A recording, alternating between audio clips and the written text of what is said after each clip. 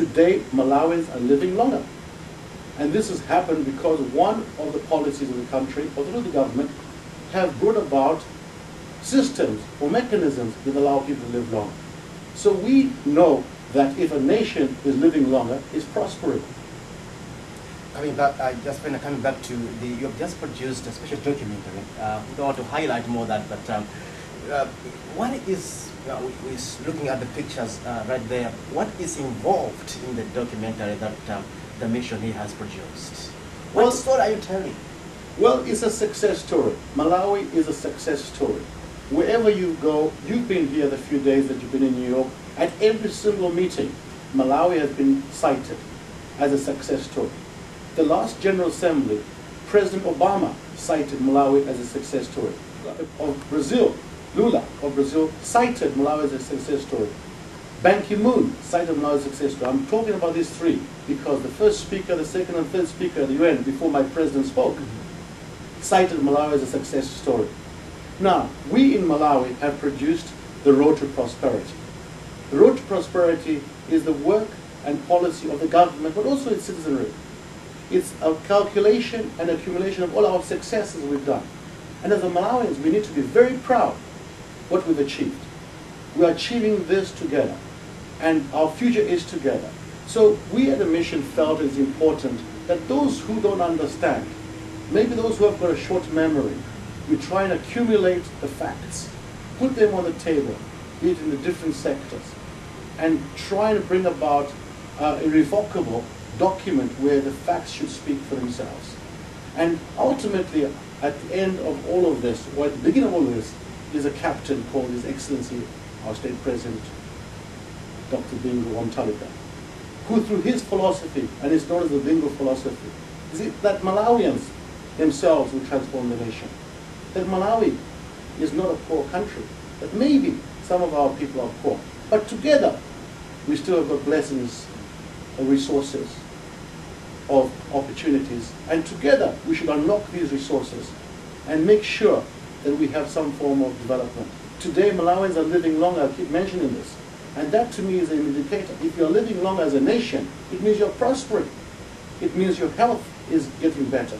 It means your food security is getting better. Your personal wealth is getting better. We ultimately have a dream for all our children not to live in poverty. But the president knew one of the first important things was that there is no security in a country without food security. Prior to 2004, we were begging to feed our country. Famine was part of the order of the day.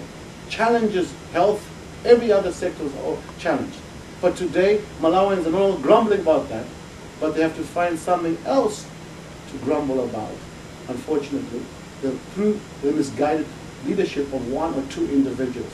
But I'd like to invite those individuals to come one time they could and see the world opinion. And you've asked me about the United Nations. This is where the world opinion is made. Between Britain and Malawi, there will be bilateral decisions which others may not understand. Between India and Malawi, that's their own decision. But in the United Nations, we talk about issues of how countries are participating on the human race. As I brought to your attention in the short brief that throughout all the countries in Africa, although being a least developed country, Malawi contributes to the United Nations in peacekeeping. We have a battalion right now in Cote d'Ivoire. But not only is the battalion serving and flying the flag high for Malawi and all Malawians, but it's also giving about training and opportunity and exposure to our soldiers. Finally, our soldiers are also gaining some revenue, and economically they're more empowered.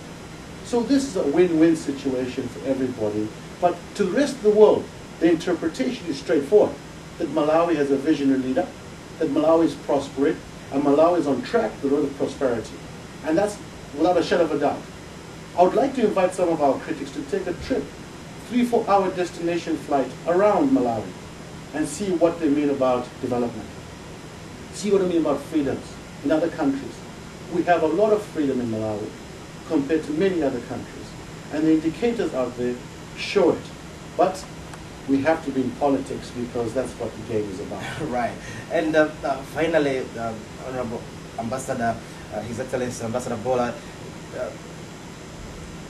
tell us, we have just had a high-level meeting here in United Nations about HIV and AIDS, and the First Lady was a leader of a delegation to the United Nations on this summit.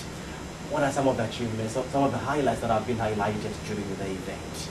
Well, the leadership which has attended this high-level summit has brought a major awareness to the world that indeed the challenges on HIV pandemic or the AIDS pandemic are real out there. And we need a collective effort to overcome them. Not only the effort, but also combined resources, financial resources to overcome them. But we also have the challenge, like in countries of Malawi, where we are doing very well because of the interventions of the country, and also bring about the nutritional value which is helping to combat the HIV pandemics now part of the world, is a challenge now where they feel that Malawi is doing well. They feel, the donors and our friends, and the statistics show that we are doing well in combating this treacherous disease. So our challenge is to keep our partners well involved with us, that whilst we are doing well, and thank you that we are doing well through the various interventions of the government, we still need you to work with us as we go ahead.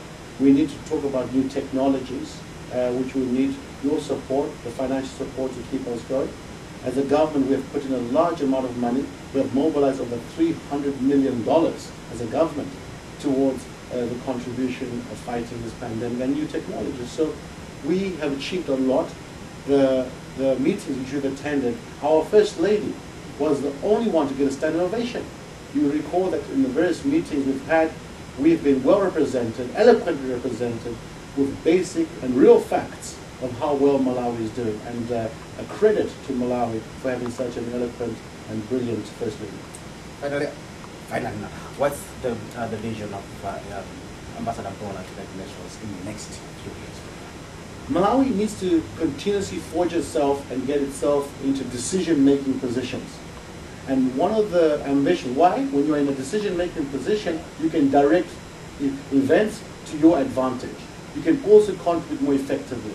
So on top of the contributing to the various committees of the United Nations, the ongoing negotiations to raise more resources, bring about awareness in the interest of Malawi, to advance and protect our interests through interventions, I'm looking at a position where we're going to get ourselves into high-level positions. The first on the agenda, which we've managed to achieve, is the Vice President of the United Nations. And I think this accomplishment is for the benefit of all Malawians.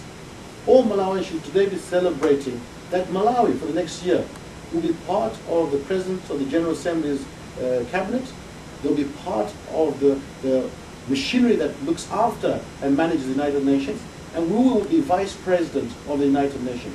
This is not an achievement only for the government, but this is a celebration for each patriotic Malawi, that they should know that out there, Malawi is highly recognized. And this is the ultimate testament. You don't become Vice President of the United Nations if you have question marks. So this acclamation of achievements, or various other achievements, is a summit that Malawi government is well respected internationally. It is a credit to the people of Malawi, a useful ally to its neighbors, because we do feed some of our neighbors, and a product citizen of the continent, and ultimately we are a global player. And that is why we're involved full-time in peacekeeping. We are involved as a significant player. The President's vision is that Malawi is not a small country necessarily. If we think small, we act small. And the sky is definitely not the limit. We need to understand that we have Malawians in very senior positions throughout the world, in decision-making positions. These Malawians have come from the soil of Malawi. Yet, sometimes regardless, we undersell ourselves. But under this current leadership, we are definitely boxing out of our weight. We are definitely going to put Malawi in the front line. And we are there. You can see the membership of the committees we are in. We're in the top 70% right now of representations of African countries in committees. We were just selected 2 days ago with the support of the British, of all people, the British government. The ambassador called me personally to invite me to be part of an 18 exclusive member group to discuss the future of the United Nations. So when Malawi is invited to such exclusive memberships, it's because we have something to contribute. It's because they know how policies work, and maybe we can share some of these philosophies to transform, as I said, Malawi, our regional perception, our neighbors, the continent, and the greater world. Look at our achievements in Cote d'Ivoire. a shining example by the Defense Force of Malawi. With pleasure, Ambassador. This is a committee. Thank you very much. Thank you. And that's a special program here on MBC where we were meeting the Permanent Ambassador to United Nations, Mr. Brian Gola. As for me, Emmanuel Twala, I wish you a lovely day and God bless you. Bye-bye.